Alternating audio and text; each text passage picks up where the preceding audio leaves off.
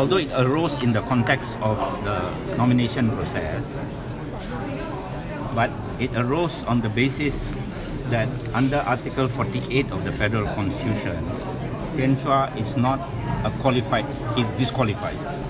So we want to establish the status. Is that correct or is that not correct? So at this stage, we are not challenging the election outcome, because that is, we do not even know the outcome yet. All right, we're not challenging the election as such. We want his status to be ascertained first, and we have the right to do that under the Constitution, right? Because we are saying that the returning officer was defied the existing law. Those of you who were inside, we quoted, law has to be obeyed. Even the Speaker of Parliament obeyed the law.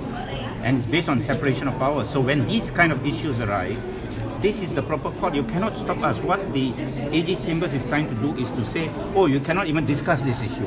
You cannot discuss his status. Is he qualified under Article 48 or not? You don't talk about it. You talk about it later based on the election results. We're saying that cannot be right. He has a grievance, he must be given a remedy. Otherwise, supposing there is, as we said in court just now, supposing after the whole election process is over and there's a by-election, whether for Batu or for wherever, he wants to contest, then again he's stuck with the same returning officer, right? Same position. That means forever he will be denied the right that he's entitled to under Article 48 of the Federal Constitution. Cannot be right. This court must decide it. I believe that the courts will give us a justice so that at least my case will be heard. Otherwise, there are also questions about public interest, in the sense that I was a lawmaker for the last 5 years. If I'm actually not legitimate as a lawmaker, then it put into question the last 5 years of the law that I made, participating in the parliament, which the speaker has cleared out. This, I hope tomorrow it will clear out everything. Anyway, on the issues of elections, the election will go on. Parti Keadilan continue to participate in the parliament election this round.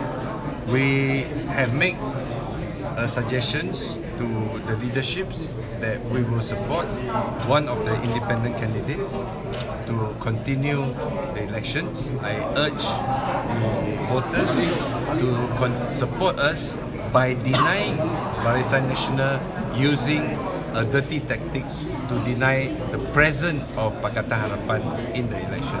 So tonight, we will have a gathering in Bandar Baru Sentul. We at the Padang there. I will announce our election strategy there, and I hope voters will come as well as our supporters. And tonight there will be some announcement of how we're going to continue the elections.